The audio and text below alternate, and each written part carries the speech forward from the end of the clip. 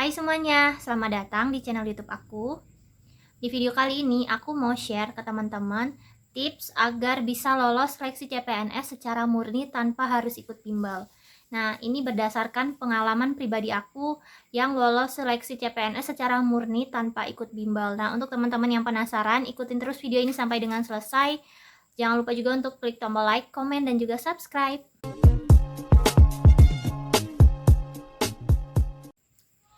Oke teman-teman, sebelumnya aku mau cerita dulu, aku ikut seleksi CPNS tahun 2018. Saat itu pertama kali aku ikut tes CPNS dan kebetulan lagi ada penerimaan CPNS besar-besaran di seluruh Indonesia. Nah, aku iseng-iseng daftar karena aku nggak ada biaya, jadi aku cuma bisa belajar secara mandiri di rumah. Nah, sebelum tes, aku belajar dari 3 sumber. Yang pertama dari buku, yang kedua dari aplikasi, dan yang ketiga dari Instagram. Kalau buku, teman-teman bisa cari di toko buku, buku contoh-contoh soal seleksi CPNS itu banyak banget dijual. Terus kalau dari aplikasi, teman-teman bisa download di Play Store. Dan yang ketiga itu dari Instagram, teman-teman bisa follow akun-akun Instagram yang sering membahas tentang soal-soal CPNS. Nah, di situ juga mereka sering share informasi-informasi penting, terutama pas sudah mulai ada yang tes. Jadi biasanya misalkan nih pagi ada yang tes, mereka nanti siangnya akan membahas soal-soal kisi-kisi soal yang keluar tadi pagi. Jadi kita harus ikutin story-nya mereka, dan mereka sering banget update tentang soal-soal CPNS.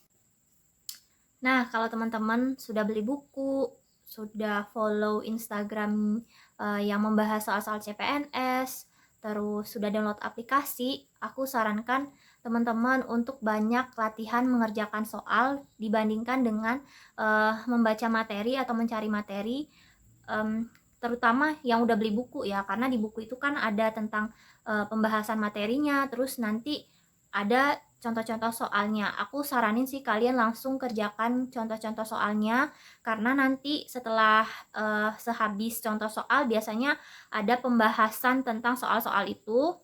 Jadi kita bisa dapat materinya tanpa harus baca panjang lebar, dan lebih mudah juga untuk mengingatnya. Terus kalau udah langsung ke contoh soal, misal kita mau cari apa, yang ditanya apa, kita bisa langsung cari jawabannya di bagian materi, gitu juga bisa. Jadi kalau kita baca materinya dulu baru kita ngerjain soal, menurut aku itu buang-buang waktu, terus akan buat kita males jadi mau belajar, karena akan jadi tidak menarik gitu. Karena kalau aku sendiri mau baca materi yang terlalu panjang itu udah keburu males, dan kalau kita langsung latihan mengerjakan soal, pasti kan kita udah tahu nih tujuannya mau nyari apa di materinya, jadi lebih mudah belajarnya.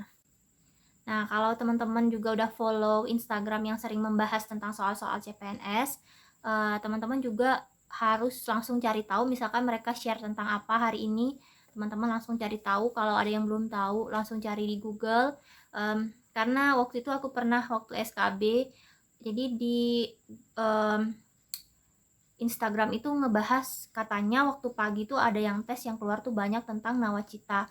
Aku tuh masih asing banget tentang nawacita itu, dan aku nyepelein itu. Ternyata saat aku tes SKB dan beneran semua yang keluar itu tentang nawacita, dan aku kayak cuman belajar asal-asal doang tentang nawacita itu. Jadi kita harus kalau ada orang share tentang apa, kita harus benar-benar cari tahu, belajarnya juga harus dari jauh-jauh hari.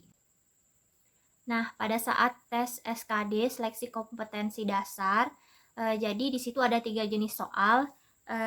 Yang pertama itu ada TKP, tes karakteristik kepribadian. Nah, TKP ini biasanya yang passing grade-nya paling tinggi, terus setiap jawaban kita itu dapat poin. Jadi waktu itu aku langsung kerjain yang TKP dulu, aku abaikan yang lainnya, karena di TKP ini kita bisa ngumpulin poin yang banyak. Terus dia juga di bagian TKP ini soalnya biasanya panjang-panjang dan rumit. Waktu itu aku langsung baca ke pertanyaannya. Jadi aku baca inti pertanyaannya dulu, baru aku baca yang atas-atasnya, karena itu tuh panjang banget, akan banyak memakan waktu. Jadi untuk teman-teman yang mau tes SKD sebentar lagi, aku saranin sih kerjain yang TKP dulu, terus fokus ke pertanyaannya, jangan fokus ke dongengnya, karena di awal-awalnya itu akan ada kayak bacaan-bacaan gitu, nanti inti pertanyaannya ada di bagian bawahnya. Jadi aku saranin langsung baca di inti pertanyaannya untuk lebih menghemat waktu. Dan aku saranin juga pilih jawaban yang paling baik, karena jawaban yang paling baik itu poinnya yang paling besar. Kemudian yang kedua ada TWK, tes wawasan kebangsaan. Biasanya sih soal yang keluar itu tentang undang-undang, tentang Pancasila, tentang Bhinneka Tunggal Ika. Nah, di bagian TWK ini aku bener-bener cepet banget ngerjain soalnya karena aku udah banyak belajar dari buku dan juga aplikasi sebelumnya, jadi aku ngerjain soalnya lebih mudah. Terus yang ketiga itu ada tes integrasi umum atau yang sering disingkat dengan TIU. Nah, di bagian TIU ini adalah kelemahan aku banget karena aku kurang jago matematika. Nah, kalau teman-teman yang jago matematika, kalian bisa langsung kerjain di bagian TIU ini.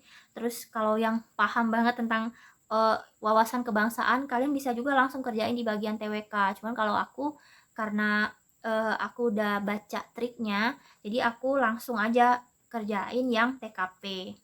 Kalau di TIU ini biasanya yang keluar misalkan yang tentang umur, jika umur A 53, maka berapa umur B, terus kayak yang kita menghubungkan titik-titik, itu benar-benar aku kurang mampu banget ngerjain itu. Jadi setiap soal punya acuan passing grade-nya tersendiri. Nah, waktu itu aku nggak lolos di bagian TIU. Tapi karena waktu aku tes CPNS waktu itu banyak yang nilainya di bawah aku dan banyak banget yang nggak lolos passing grade, akhirnya aku bisa lolos SKD dari hasil perankingan. Karena nilai aku lumayan tinggi waktu itu, cuman aku kurang 4 poin di bagian TIU-nya. Nah, teman-teman yang mau tes CPNS, kalian harus benar-benar teliti dalam membaca informasi dari pusat.